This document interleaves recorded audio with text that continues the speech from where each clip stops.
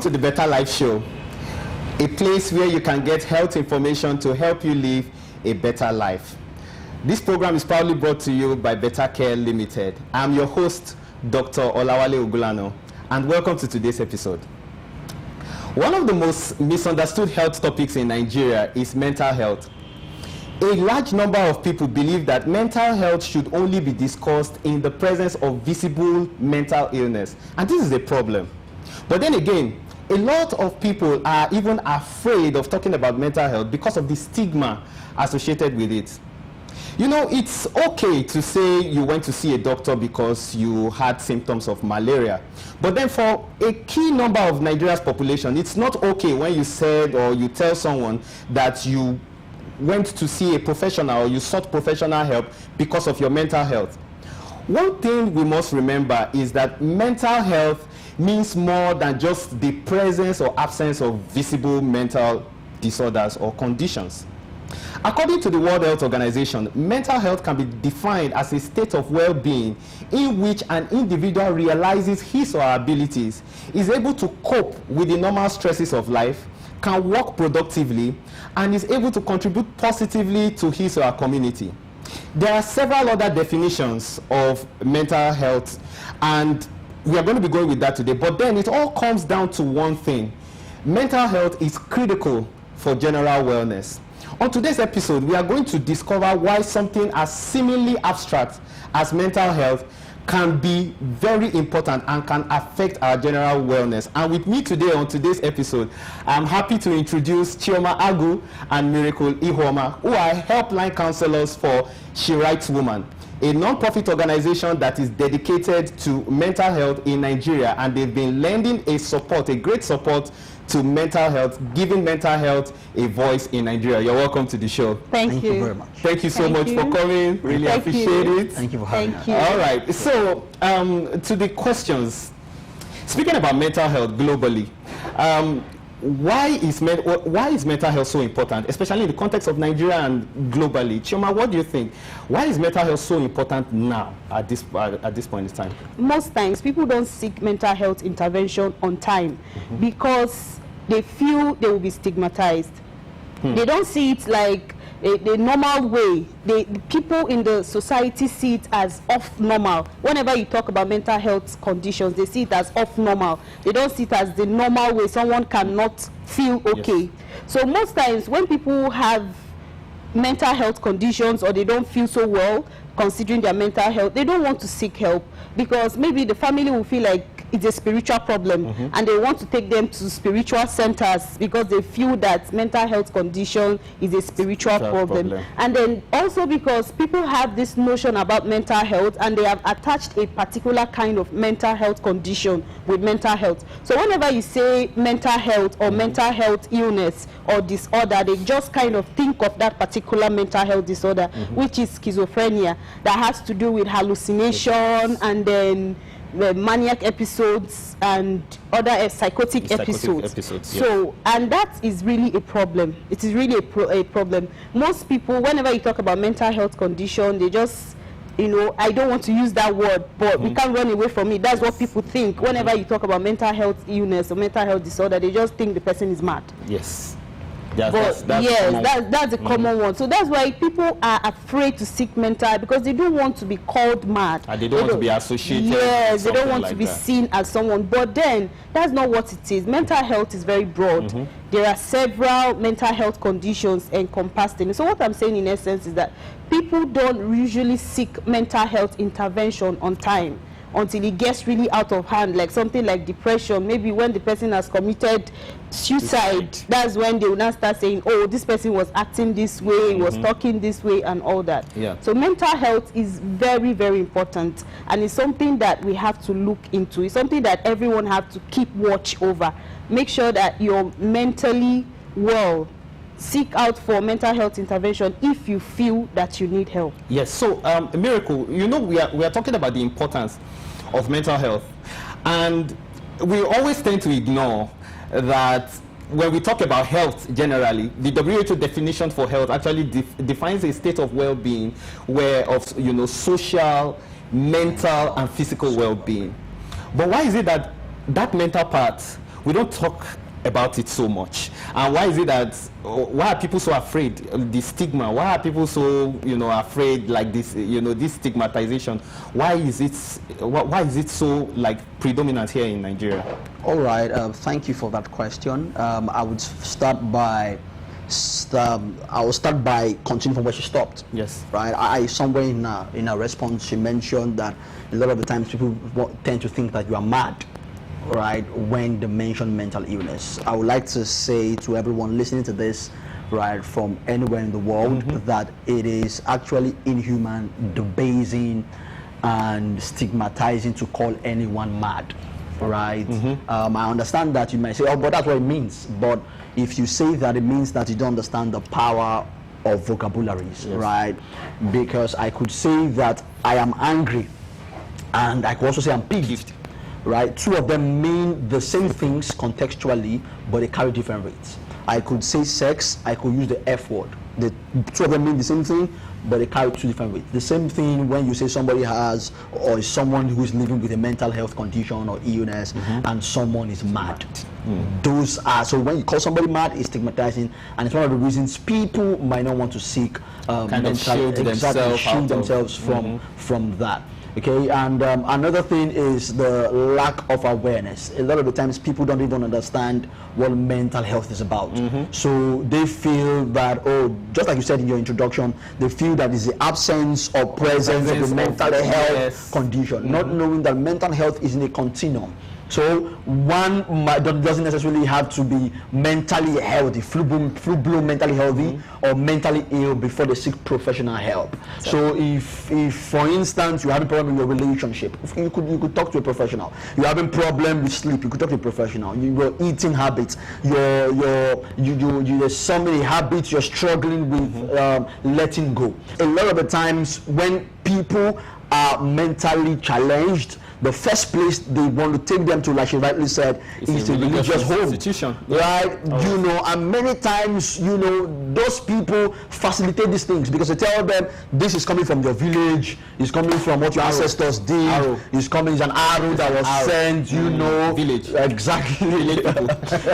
So it becomes facilitating, reinforcing, and of course our movies also show these things where somebody's either running mad, going psychotic because there was somebody who cast a spell on them from one place or the other. So that orientation has actually been one of our major competitions for progress, right, in the mental health space. Ecological. I think that's it. I think it's just the awareness. Yes, lack of awareness. The lack of awareness, exactly. And people tend to mystify what they do not know. Exactly. Yeah. So whatever we don't understand in Africa, we mystify. Yeah. So and that's one of the things that really surprises me, and I'm glad that we are able to clarify that and give an example like that that's really practical, so that people can know that seeing somebody on the street or seeing symptomatic, some of these symptomatic things, of schizophrenia, not the M word, I will put it like that. It doesn't mean that is not the only definition of mental health conditions. So now the second thing that we want to ask here is that when we look at it globally, when we look at mental health issues globally, what exactly is responsible for the rise? We are going to start, on the global scale, and then we are going to be looking at it, from Nigeria. So the first thing I want to globally, like Chioma, what do you think?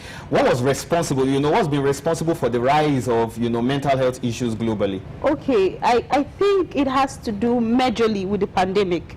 Because the pandemic came, destabilized everywhere, destabilized people, businesses, people's financial source, and just everything. Relationships, people lost their loved ones. It kind of, pointed people to maybe when people are alone and they've lost their loved one, they could go into depression and several other mental conditions that can come out of it. Or when someone loses their source of livelihood, and they are no longer financially capable to take care of themselves and their family, it can actually place them in the radar of mental health condition. So I feel that over the year 2019 to 2020 to this year, the pandemic has contributed. Yes, it had a role to play. Just like someone has been on a hill, at the tip of a hill, and then something just comes and kicks the person off the hill. So it looks like the pandemic was like a tilting factor, was a factor like that push was all the push that we needed to have a rise in global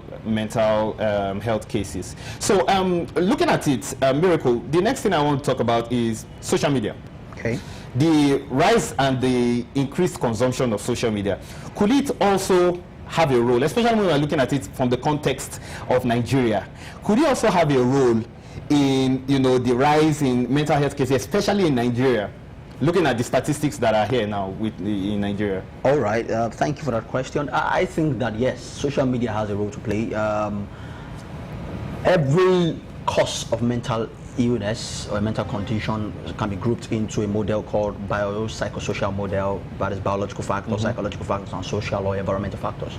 So social media would fall under social or environmental factors. And I think that particularly in Nigeria, all over the world basically, it has really had a big role to play, right, in that space, in the mental health space.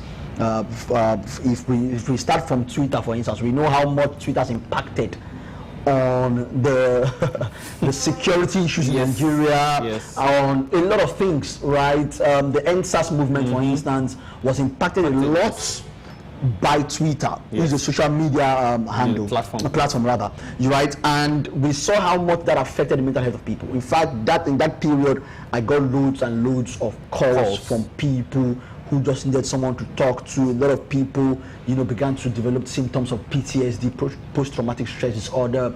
A lot of people began to, develop all kinds of anxiety disorders because of that period. Another social media platform is Instagram. Oh my, right? Instagram.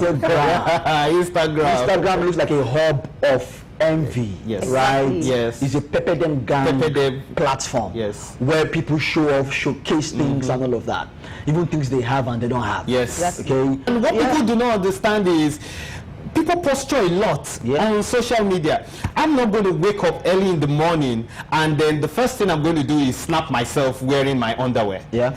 I'm going to definitely, show you the best part of me. Yeah. So, and I think this is what a lot of people miss, and they make it their reality. Yeah. So when they go online, they see all these things, they begin to put unnecessary pressure on themselves. About people who left Instagram, for instance.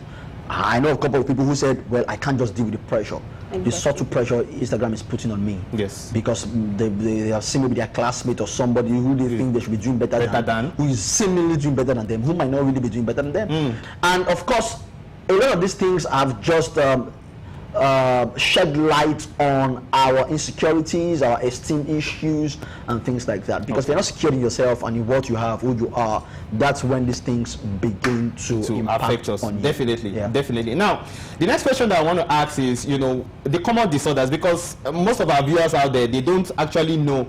For many of them that are going to be watching this show for the very first time, they don't actually know how to separate, the common types of mental health disorders and the ones that are subtle, the ones that are evident, because everybody always groups it under the schizophrenic picture. Yeah. So they always use that, I'm sorry to have to repeat this, they just put it under the umbrella of madness. So that's the only way they see mental health here in Nigeria. So, Chioma, if you can help us to actually classify, mental health disorders, and the both of you can just help us to break it down a bit so that people can actually have an understanding of the common mental health conditions that we have now. Okay, thank you for that question, because it's really very important. It's really very important because of how people misunderstand these mental health conditions. Like he said, you don't have to be full-blown mentally ill, and you don't have to be full-blown mentally okay. It's in between. Someone can be fine. Like we've had situations of someone that they are working fine in the office, they are just fine, you're looking at them, they are fine, but they ended up committing suicide. And people are like, this person does not seem to have any problem. This person is financially okay, relationship is okay, everything is okay, but this person went ahead to take his life. So what I'm saying is that there are different classification of mental health conditions. We have mood disorders, We have psychotic disorders. Of course, that is where the schizophrenia that people generalize, yes, that's where it falls under. Then we have sleep disorders. We have sexual related disorders. We have several of them. And in these mood disorders, we can have something like depression, we can have anxiety, there is bipolar disorder, which almost everyone knows about depression and anxiety. Yes. But I just want us to understand that this is very broad. It's not just the ones I mentioned, it's actually very, very broad. And it's not something that you would have to just use one umbrella and then generalize that is what mental health illness is. And it's not also proper to think that because someone seems okay, that if they are complaining about certain symptoms that they are experiencing, like something like depression, some people that are living with depression may be fine at work. They be fine, they can be fine in their relationship, but inside they are feeling sad, they are feeling hopeless, but they may not be able to share it with people because people will be like, but there's really no reason for you to feel this way. But sometimes people that have depression, they don't have reasons why they are feeling like that. Everything is okay, but it's just an illness that needs to be taken care of. They feel empty, they feel hopeless, they feel like taking their life, but there is no reason why they should take their life. Everything is fine. So that's just what I want to point out. Yeah, I totally want to agree. And America, there's this thing, because as she rightly mentioned, some people will be seemingly okay. They are fine. Nothing is wrong with them. But then you just find out that they are ill, and it's until maybe when suicide or there's been a suicide attempt that they will say that something is actually wrong with them. Is it possible? Like, a lot of people actually don't believe it. They think it's until you have gotten to that point where you are catatonic, you start having all these symptoms, you know, you manifest symptoms, you stand up, you are tearing your shirt, you know, that you are having a mental health issue. But is it possible for someone like we here to be seated here and yet we'll be going through a mental health issue? Of course. I think the statistics that says that one in every, say, 4 people or thereabout has a mental health condition, you know, they are dealing with. So it means that like 2 people in this room right now. We are about 10. Exactly. So it just tells you that, just like I said earlier, mental illness or mental health is in a continuum. There are no absolutes, right? There are gray areas right there. So you could be in between. You could be somewhere in between in that continuum of mental health and mental illness. Taking the issue of suicide as a case study, for instance, suicide has a process. It usually starts with suicidal thoughts, right? And then from suicidal thoughts to suicidal attempts, and from suicidal attempt to suicidal completion. Right? Many times people have suicidal ideation, don't even end up attempting to commit suicide. And many times people who attempt suicide don't end up succeeding in that attempt. Okay? So for people, for instance, who, you know, attempt suicide, for a lot of them, they have been living with that ideation for a long time. The suicidal patients can be here right now and be, you know, laughing with you, and that's why a lot of the times people are confused. But I saw him yesterday. We greeted, we laughed, we played. But those thoughts could be coming. Kill yourself. You are good for nothing. Just take your life. That's the best thing to do. But the person can be laughing, and be joking with you, and you feel that it's okay. But those conversations, right? That cognitive dissonance, right, is happening within himself, and he just goes ahead to take his life the next day, and you don't understand it because, of course, like we have been saying from the beginning of the show, you don't understand what mental illness is about and what more mental health is about. So it's very much possible for people to look okay, seem okay, wear tie, put on suits, go to work, and laugh, and put in their best at work, be really productive at work, and still be living with the mental health condition. In fact, there are many prominent people, right, in the world, in Nigeria, who are living with one mental health condition or the other. Oh, wow. You see, that's a bummer. Now, the next thing we're going to be looking at is, and this is something that Nigeria is known as one of the countries with the highest incidence of sexual violence around the world. So, looking at it, because when we talk about sexual violence, it's more of sexual violence against women. So, looking at it, I want to ask Chioma, is sexual violence, because you have experience in this field, it's something that She Rights Woman, I'm sure you've been focusing on that, and with also focus on women. I want to ask, as in your experience, working with She Rights Woman, have you noticed maybe any link of sexual violence related to mental health conditions? Of course. Any kind of, whenever anyone goes through any experience that is traumatic, they may end up having PTSD, post-traumatic stress disorder. So sexual violence can actually be linked to that mental health condition because it is a traumatic experience. It's very traumatic. Most people that go through this, they find it hard to trust people. They may develop phobia.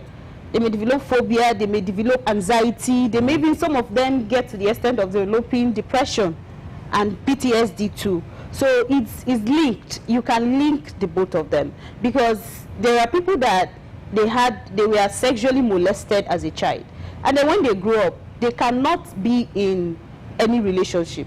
They can't be in a marriage. They will not be able to enjoy sex. Whenever they see a man coming to them to have a sexual relationship, that incident keeps flashing in their, keeps replaying in their mind. So, and I also want to talk about this sexual violence because sometimes people don't even understand what it is. They think that is when you hold somebody down, pin somebody down, and then rape the person. Anything you're doing that is against another person's rights, or the person does not consent to it, or the person has consented but at some point decides that I am no longer consenting to this. If you go against that, you are violating that person, and it is sexual violence. Sexual violence. Yes. So now the final question, Miracle, that I want to ask so that we just round up. Basically, the question I just want to ask is, how do we improve mental health outcomes in Nigeria? How do we prevent, these cases to get to the extremes, until we have full-blown schizophrenia? How do we prevent these things from happening in our society? There are a lot of things actually that can be done, and that is, it starts from taking charge of your own mental health, knowing that you are responsible for your mental health. Yes. I'm responsible for my mental health. Okay, my mind, I tell people, your mind is a palace. Don't allow anybody to step on it. Don't allow anybody to bring that dirt into it. So control the things that you see, control the things that you watch, control the things that you hear. Control what you allow into you. Yes. Because the gates of the mind are the ears and the eyes. Whatever enters your ears or eyes has entered your mind. Whatever enters your mind has entered your life, basically. So you want to take charge of your mental health and take responsibility for it. Yes. Because, for instance, when the NSAS protest went on, and then what happened at the Lekki toll gate, a lot of the people who reacted to it, a lot of the people who will I say developed a mental health condition, I don't say developed a mental health condition, but a lot of people who were predisposed, right, or who their mental health was threatened at that time, were people who gave a lot of attention to what's happening. They exerted their emotions into it, and a lot of them kept watching videos and seeing stuff, and of course it gained entrance to the mind and began to have its way in the way that they behaved and felt, So you want to take charge of that. Then there are a lot of other things that you can do. You want to watch your sleep. Sleep is very vital. Sleep is very important. A lot of motivational speakers have said that if you sleep for 7 hours a day, by the time you are 70, you have slept 3/4 of your life. Exactly. But come on, please let's tell them that body don't be firewood, that beg. Please, I tell people a lot of the times when we make such statements, and when we try to deprive ourselves of sleep, it's only an evidence of a disorganized lifestyle. Yes. If you're organized, you can have enough sleep and still be very much productive. Yes. Exactly. In fact, there was somebody, for instance, who was kept awake, compulsorily awake for about a few days, and then the person began to hallucinate. Because they just wanted to check, okay, so what are the psychological impacts of lack of sleep? Then he began to see things, began to hear voices. as a result of a lack of sleep. You even would have noticed that anytime you don't sleep, well, you become edgy. Yes. So final words. I'm going to be taking from the two of you. So if there are final words, and especially what She Right Woman is all about, we'll, if you can say that in a minute or two as you share your final words with us on this topic. So. Okay, my final words. I always say, your mental health is very, very important. It's as important as your physical health. Yes. Both of them, you shouldn't overlook one because of one reason or the other. You should take very good care of your mental health. And if at some point you start experiencing something that you were not experiencing before, you should seek help, seek intervention. People should watch their mental health and help people around you. Whenever you feel that someone is being withdrawn, they are not the way they used to be before, try to find out how you can help them. Not necessarily forcing them to get help, because that is also a violation of their rights. You shouldn't force anyone to get help, but you can recommend for them. So coming to what She Right Woman is, we're doing a lot. We're doing a lot. There are only few people in few organizations in Nigeria that are providing mental health support for free, and that's what we do. We provide mental health support for free. So like counseling. Yes, you know. yes. Like we do teletherapy and we do over the phone counseling. Like we have a helpline that people can call and receive mental health support. Yes, mental health counseling. Right. So we are doing quite a lot, and we get a lot of calls. So that's basically so Miracle, yes, we'd like to know your final words. Yes, definitely on what people should hear and take home from today's episode. Okay, all right, so my final words would be, because I find the definition of mental health by World Health Organization very fascinating, right? Because even the definition transcends what people think mental health is. Yes. Because it tells you that mental health is the ability for an individual to realize his or her potential. Yes. Right. And to be able to cope with the normal stresses of life. Now, if you, because it's really interesting for me, what is important is not the challenge. What is important is how you are seeing the challenge and how you are responding to the challenge. How you are seeing the challenge and how you're responding to it. Because things are going to go wrong, but how are you going to respond to it? Yeah. What would you recommend for people like that who don't have that necessary ability to cope with this normal stress? Which is what she said. Talk to a professional. Talk to somebody who can help. We need to normalize talking to professionals in this country. Exactly. It is okay to seek help. Yes. It's okay. It is strength. It's not weakness. Because a lot of times people think it is weakness to seek help from somebody else. But it is actually strength to seek help. It shows that you are strong, you are courageous, and you are wise. Whenever you feel things are veering out of the normal, talk to somebody. Talk to a professional, right, that can help you. Yeah. Chioma Agu, Miracle Iheoma. Yeah. Thank you so much. It's been a pleasure having you. Thank you. We'll be right back.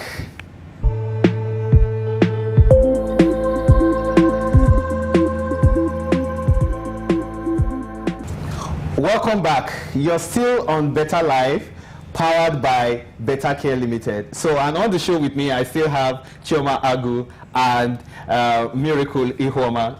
Thank you so much for the contributions today. Really appreciate it. Thank you. I just want to ask, how can we reach out to She Right Woman? And for those of our viewers out there, how do we reach out, or how do we contact? Okay. You can contact us on Instagram, She Right Woman, the She Right Woman handle. Then on Facebook, we're on Facebook, right? Yes, She Right Woman too. The helpline. Yes, and then the helpline. Okay, and there are also helplines. Those helplines will actually be showing on your screen right now. So thank you so much. We really appreciate all your contributions in the show, and I believe that our viewers who have watched this show will be so, how do I put it now, will be properly motivated to take care of their mental health. Thank you so much for watching. You've been watching BetaLife, brought to you by Betacare Limited. Now, Betacare Limited is a mobile telemedicine platform that enables you from the comfort of your home to see a doctor, book an appointment, review prescriptions, that's drop prescriptions, and this can happen all from the comfort of your home. It's available on mobile phones, it's available even on your laptop devices. So you can visit betacare.ng, showing right now on your screen, or you can contact them via their social media handles that are currently displaying on your screen. So thank you once again. I've been your host, Dr. Olawale Ogunlana, aka Dr. Wales, and on behalf of Chioma Agu and Miracle Iheoma, I want to say a very big thank you to you for watching. So thank you and see you again next week. God bless.